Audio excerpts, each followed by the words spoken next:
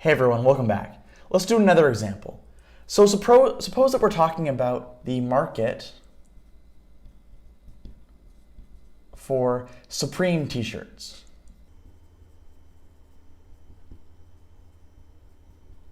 Okay, so a popular brand of apparel. So the goal here is to say something about what happens to the equilibrium price and quantity when there's a simultaneous shift of the supply and demand curves. So that's the ultimate goal.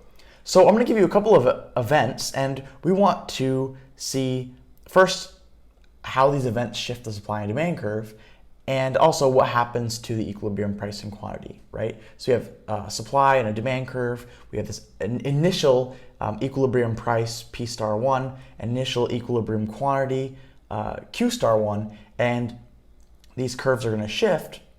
And we want to say, well, what happens to this new point of intersection? What happens to the price and quantity at the new point of intersection, right?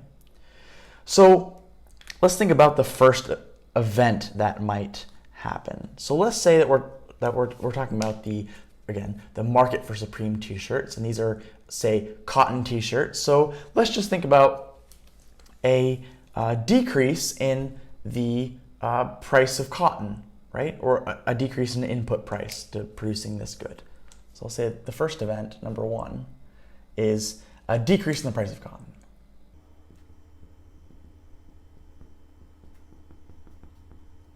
Right? Cotton is an input in producing these, which we're assuming are cotton t-shirts.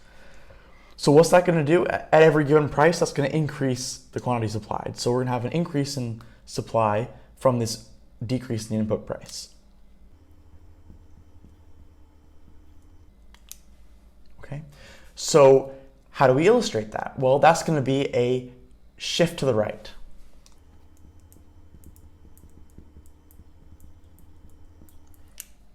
Right? So it might look something like this. I'll call this new supply curve S2. Okay, so that's one piece to the story. We're also going to assume that there's some other event or something else happens at the same time, something that affects the demand curve. So what could that be? Let's think of the second event, say event number 2, and something that affects the demand curve. Let's just say that Nickelback becomes the new spokesperson for the Supreme brand. So these new t-shirts are worn by Nickelback.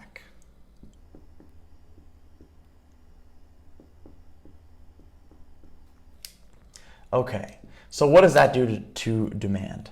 Well, Nickelback is about the most uncool band, or symbolizes everything that is uncool.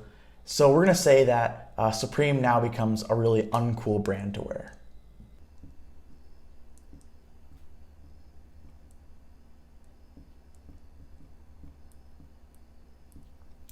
Okay, so that's going to be a decrease in demand.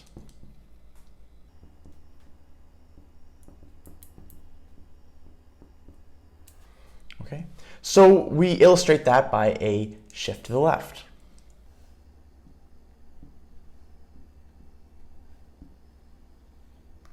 And I'll label this new demand curve D2. Okay, so what happened here? We have this new point of intersection down here. And our goal is to say, well, what happens to the new equilibrium price and quantity? Well, we can look at this original price, P star 1, right? It's at this level on the vertical axis. So we know that this new point of intersection is going to be somewhere down here, right? The demand curve shifts to the left, so we know that the new equilibrium quantity and the new equilibrium price, that new point of intersection, has to be somewhere to the left of the demand curve. And we also said that the supply curve shifts to the right, so we know that new equilibrium price and quantity has to be somewhere to the right of the supply curve. So that leaves us with a new point of intersection that has to be somewhere in this triangle down here, right? The new point of intersection has to be somewhere in here. We don't exactly know where. But any point in this area, depending on how much we, the point is going to depend on how much we move the supply and the demand curves. This new point of intersection is going to have to be below the original equilibrium price. So we're going to say that P star has to decrease from when these two events happen at the same time. Okay. Now the question is, what happens to Q star, or the new equilibrium quantity? Well, we don't know, because that depends on how much the supply and the demand curves shift. This new point could be anywhere in this area. So we'll say Q star, or the effect of these two events on Q star is unknown. Okay, so I hope that helps, giving you another example of when you have a simultaneous shift in supply and demand. We'll do a few more examples in the next videos. See you then.